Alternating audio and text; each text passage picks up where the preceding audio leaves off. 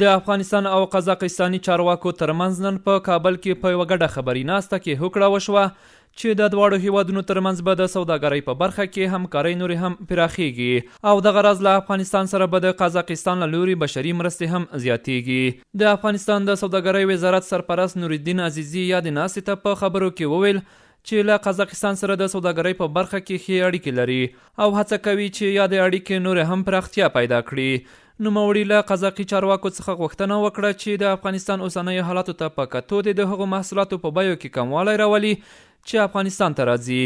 عزیزي دغه راز غوښتنه وکړه چې قزاقستان د اروپایي هیوادونو ته د افغان محصولاتو په لیږد کې مرسته وکړي ترڅو د افغانستان تولیدات ټولو هیوادونو ته ورسیږي.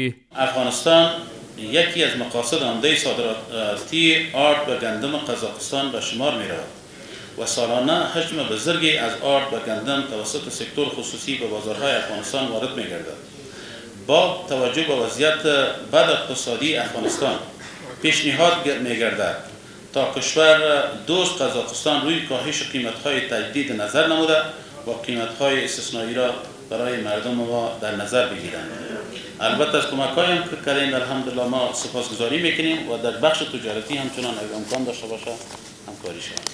په یاده ناسته کې د قزاقستان د سوداګرۍ وزیر چې یو شمېر د قزاقي کمپنیو مسؤلینو یې هم ملتیا کوله وویل چې دوی د یو خپلواک افغانستان ملاتړي دي او په روان وضعیت کې به د بشري مرستو ترڅنګ د سوداګرۍ په برخه کې هم له افغانستان سره خپلې همکارۍ زیاتې کړي.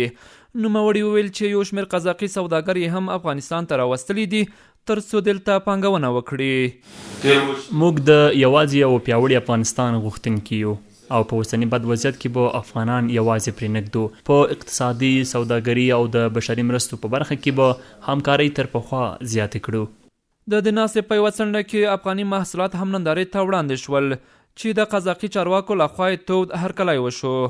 د ویلو ده چې سږکال د افغانستان د وارداتو په برخه کې زیاتوالی راغلی دی او له ډیری هیوادونو سره د سوداګرۍ په برخه کې اړیکې څو برابره پراخې شوي دي.